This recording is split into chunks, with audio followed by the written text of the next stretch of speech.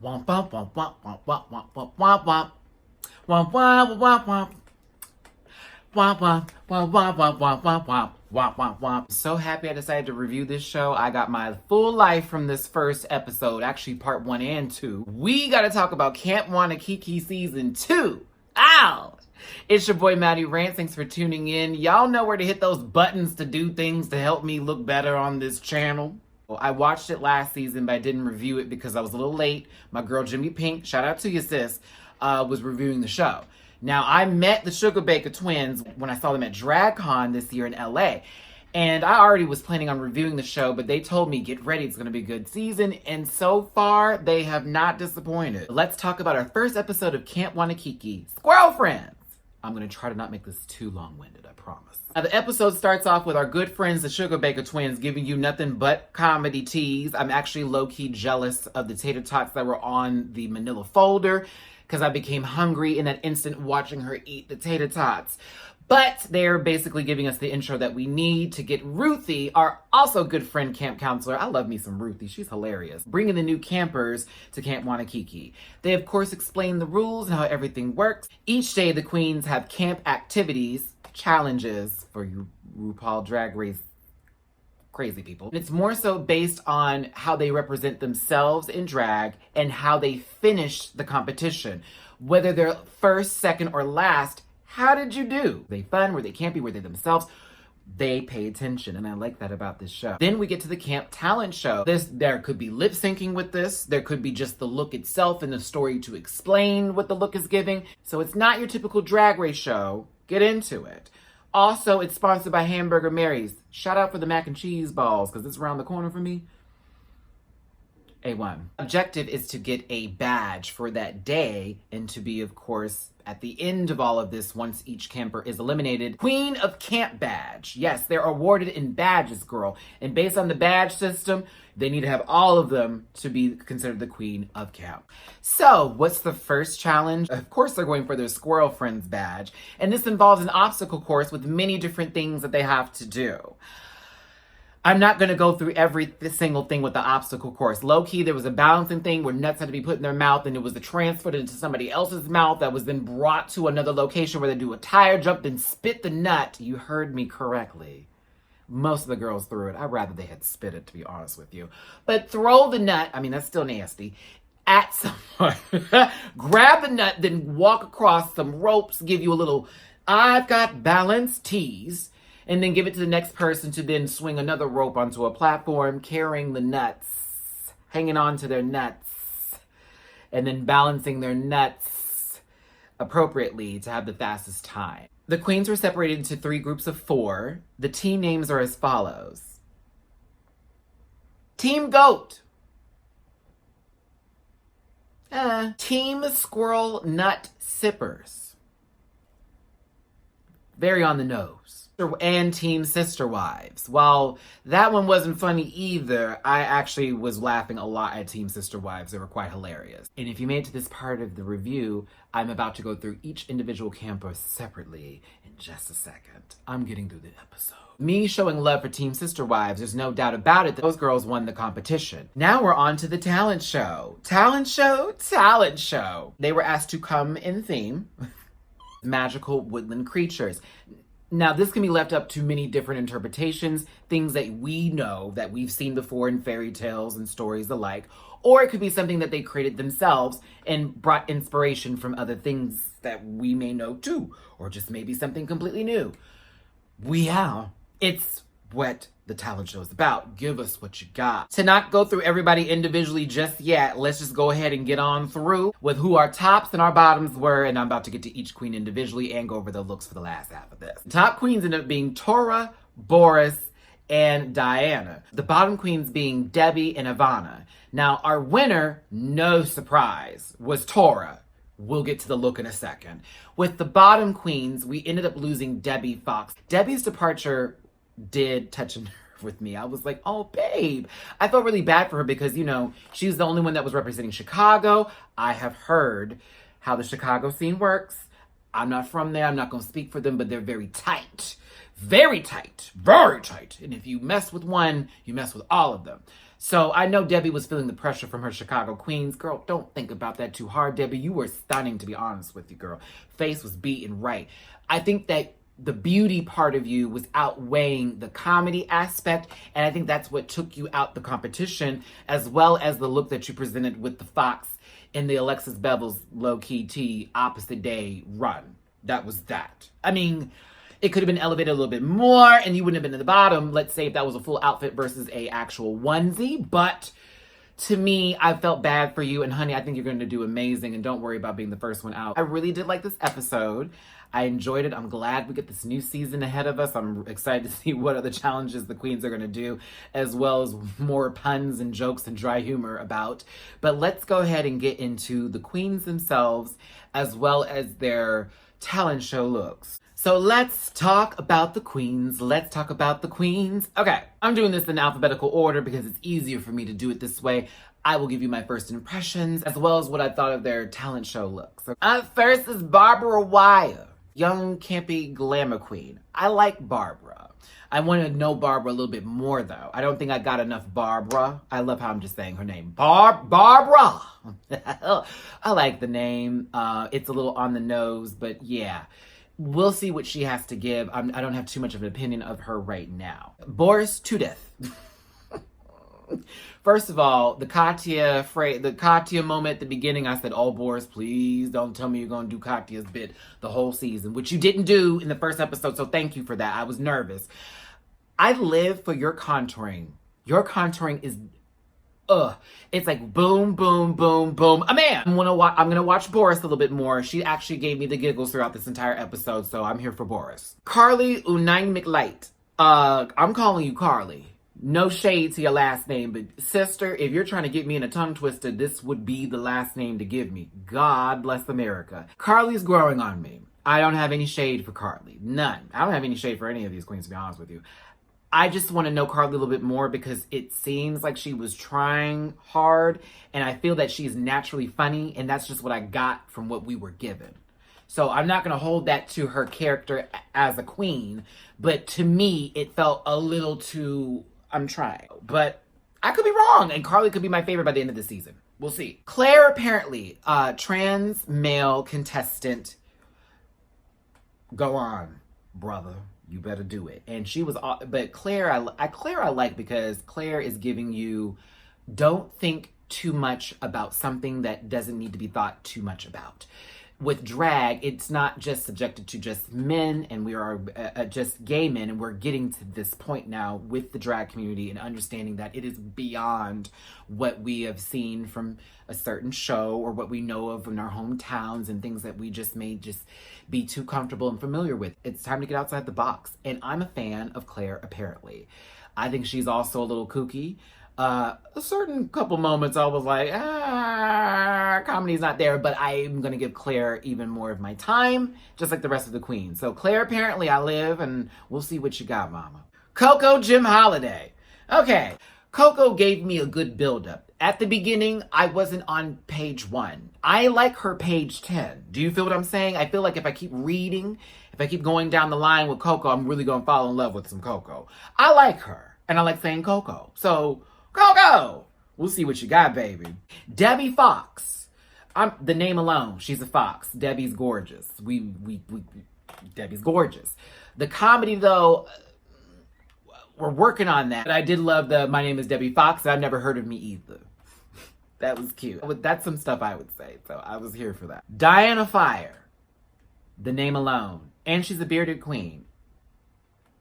Where do you want me to go with this? No, Diana Fire is actually stunning. I live for the whole aesthetic and the fact that she's a bear and she's like, yeah, and she seems so unapologetic with her comedy. So Diana Fire is one of my favorites. Ivana. Ivana gives you silly, cute, mom, that kind of tea. Cute, silly, funny complainer. Maybe, not really, but that may be how the intro was given to me. But I like Ivana. I'm working with Ivana. I'm working with her. As long as she's not Ivanka. Next, Miss Kitty Litter ATX. Hey, Miss Kitty Litter, I saw you liked a couple of my stuff on Instagram. I think I'm following you now. Representing my home state of Texas. I'm a Houstonian. She's from Austin. But I like Miss Kitty Litter for the simple fact that she has a very dry Southern humor that I'm really used to. And I also like the fact that she gives me, not I'm trying and it's not working for me, but I like her effort. She does give me nervous, and the twins did talk about it, which I agree. And I hope she gets over the nerves that she has so far, because it does seem a little bit like it, but I like me some Miss Kitty Litter. Paris, LaRue, LaRux. I stopped paying attention after the last name. I like you, Paris. That was not shade. It wasn't shade. It was not. She gives me bougie, campy, Blanche Devereaux funny teas. Yeah, very that. Not Southern like Blanche, but just that sort of sexual humor. Maybe I read too deep into that. We'll find out about her later. I'll keep my eye on Miss Paris. Tora Hyman. Another person whose name alone just speaks for itself. Tora Hyman's also one of my favorites too. Her introduction was hilarious. When she was doing the camp challenges, she was hilarious. And her look for the talent show was egg. We'll talk about her in a little bit. But Tora Hyman, the name alone. Vivica Galactica. I don't know what you grabbed, sister. I don't know if that was kelp. It wasn't seaweed. That was a lake child. I don't know what that was. So glad you didn't put it in your mouth, because I was gonna hurl. But I also found it funny where you just were like, I'm gonna keep my eye on you too. I think you're quite hilarious, and I did enjoy your aesthetic. So yeah, I like the campers here. I live for the array and assortment of different queens they have on the season. I want to talk about the talent show looks now. Another fun transition. Like I said before, with the talent show competition, they need to dress up as magical woodland creatures and give us their campy kiss and give us their campiness comp. Now we see past contestants from season 1, Olasia, stunning by the way, and Kevy, hi Kevy, giving you lots of humor. Kevy laughed a lot. And Alasia just looked annoyed, and I giggled. I guess they didn't have enough costumes left for them to go full ham on the look. And so the twins were left giving you bed sheet sheer tees with a couple of elf ears. Agoo. I was Ruthie in that moment.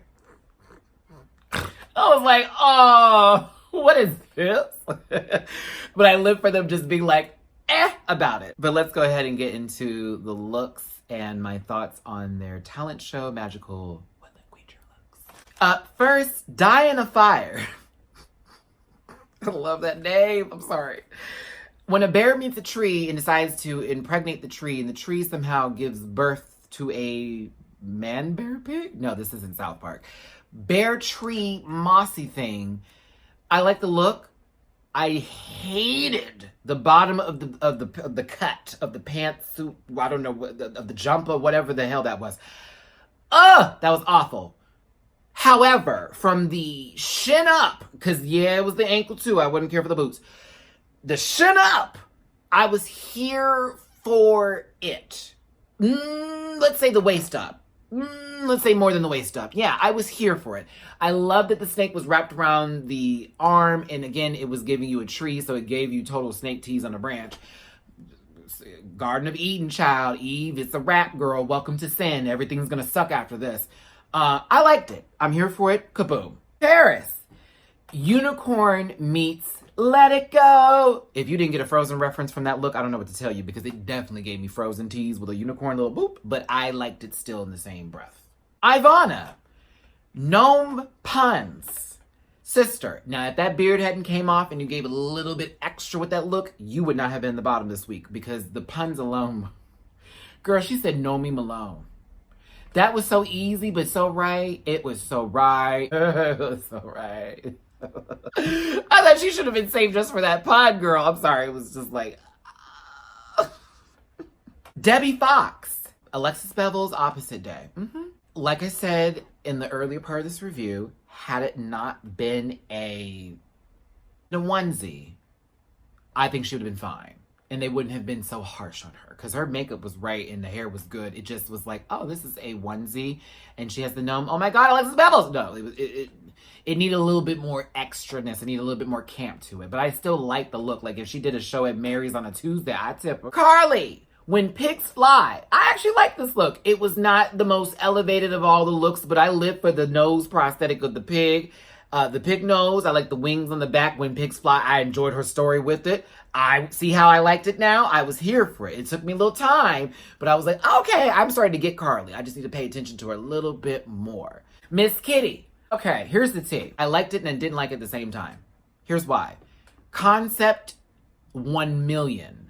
Execution is a little sloppy, but I did like all the elements of it. The White Rabbit Alice in Wonderland tease, I got it. I like that, but it was like,